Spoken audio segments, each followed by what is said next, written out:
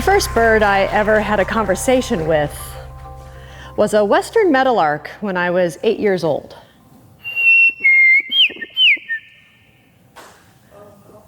I remember that moment so vividly. It was in the shortgrass prairie behind my house, where I spent most of my childhood surrounded by nature.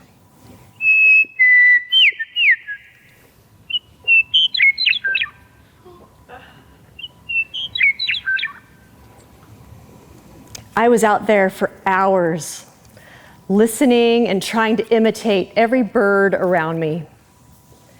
And without even realizing it, I was learning a new language, one bird sound at a time.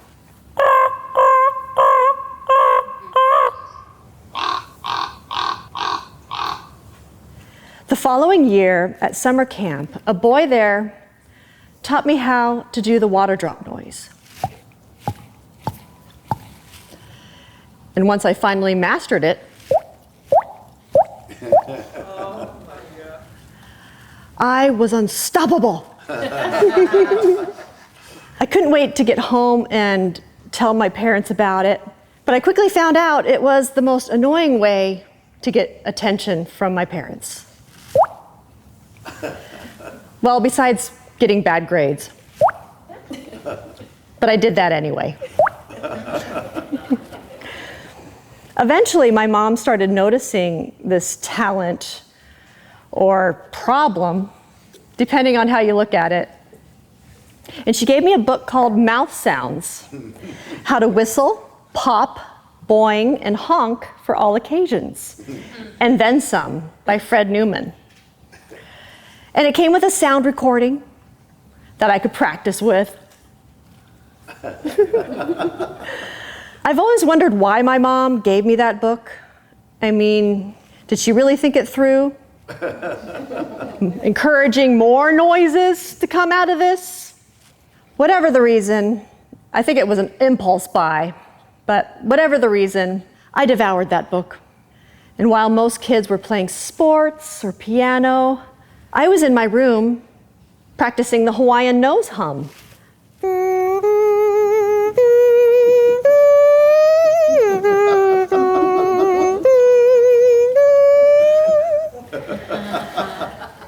Or quacking like a duck. I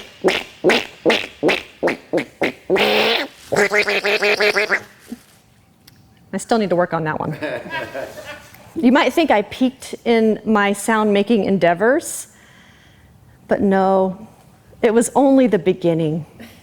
At 18, I dropped out of college my first semester to become a stand-up comedian, performing at comedy clubs and putting my sounds into every joke. I worked hard at my craft and I took it very seriously. This is where I gobbled like a turkey.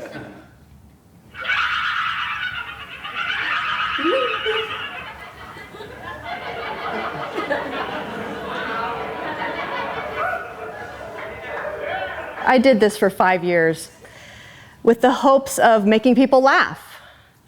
But in reality, most nights were filled with the audience's uncomfortable laughter, or was so silent you could hear a cricket chirping.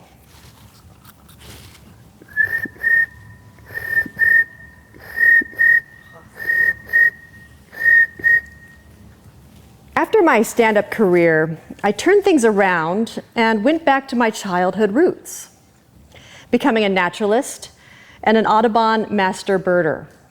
That's when I realized that all of those years of sound study had been preparing me for something greater, the ability to identify birds by their songs and calls. And I knew I had to share this with others. And so I developed a mnemonic-based learning system to make bird sound identification easier. To explain how this works, think of mnemonics as shortcuts for your brain. Mental bridges connecting new or complex information to something familiar. For me, these memory tricks were the only way I got through grade school. They were a survival tactic to not get in trouble by my parents for getting bad grades again. So linking stories to bird sounds came naturally. Tonight, I'm going to share with you 2 mnemonic techniques. One is emotional attachment and bird words. Let's start off with emotional attachment.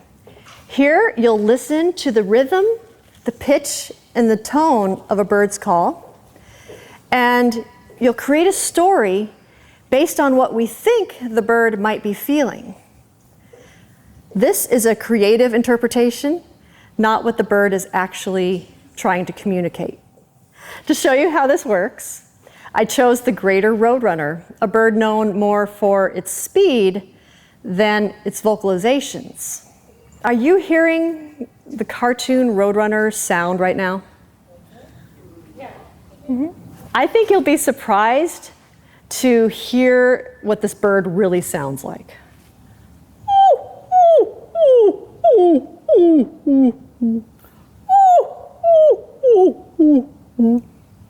To me, it sounds sad, like it's crying. Did you hear that too? Let's hear this.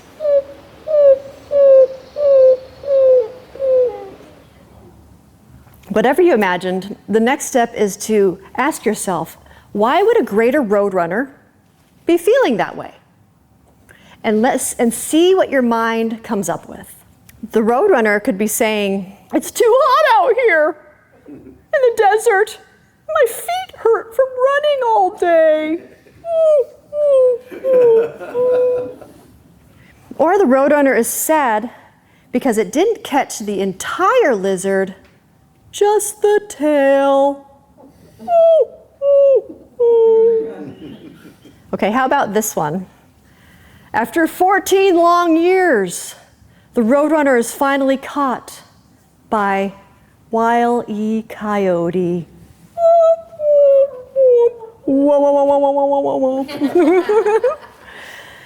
It's possible your mind went in a completely different direction. Who here thought sounded like a whining dog?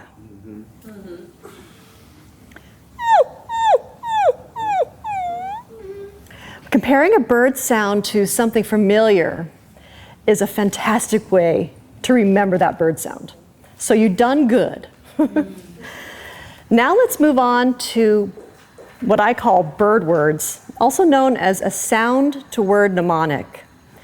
Imagine it is speaking our language. It's easy to do. Just follow the rhythm of the beat and put words on top of it, or syllables. You could even make up your own words spelled out phonetically. And with all of these mnemonics, there is no wrong answer. You're not going to fail. There's no failing in here. Here is an example of a bird word. The common cuckoo, whose song can be heard across Europe and Asia.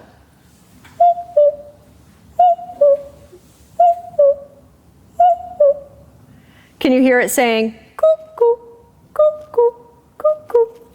That is a bird word. So let's try this with the song of the black-capped chickadee, which is one of my most favorite North American birds.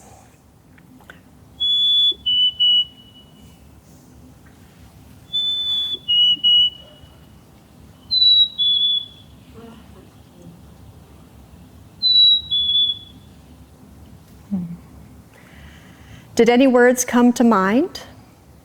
If so, hold on to that, because usually the first idea is the one that sticks, even if it's abstract. Here is a visual way to see bird words.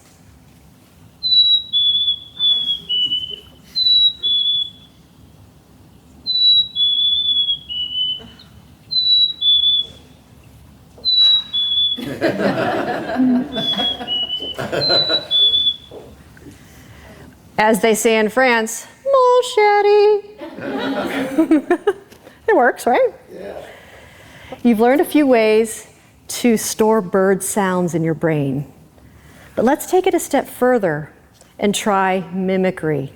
But a quick note, while imitating bird calls is fun, doing it over and over near wild birds can distract them from finding food, taking care of their young, or looking out for predators like hawks. So it's important to practice these in places we don't disturb them. Like right here in this TEDx talk. Yeah. It's a perfect place to give it a try. Who here can whistle? Okay, whistle. Oh yeah, this is gonna be good. So here's how it's going to go. I will whistle the black-capped chickadee song first, point to you, and you'll whistle it back. And we'll do it a few times.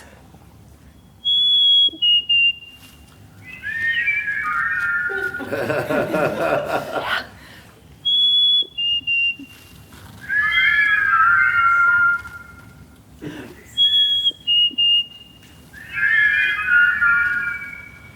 I think we just found a brand new rare bird species. Now, that won't win any bird calling competitions, but it takes practice, sometimes hours and hours in your room alone. But seriously, will you ever forget the black-capped chickadee song again? No. That's the beauty of bird sounds. They cut through the noise of our daily life, taking us to a simpler time before technology took over. Listening to birds lifts our moods, reduces stress, and brings us closer to our natural state of being. So the next time you hear a bird singing, listen for the message behind the song and let it guide you to peace.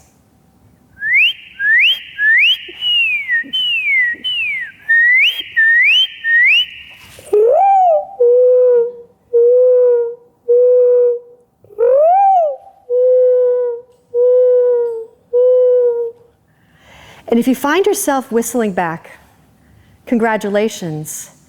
You might have just unlocked the secret language of birds.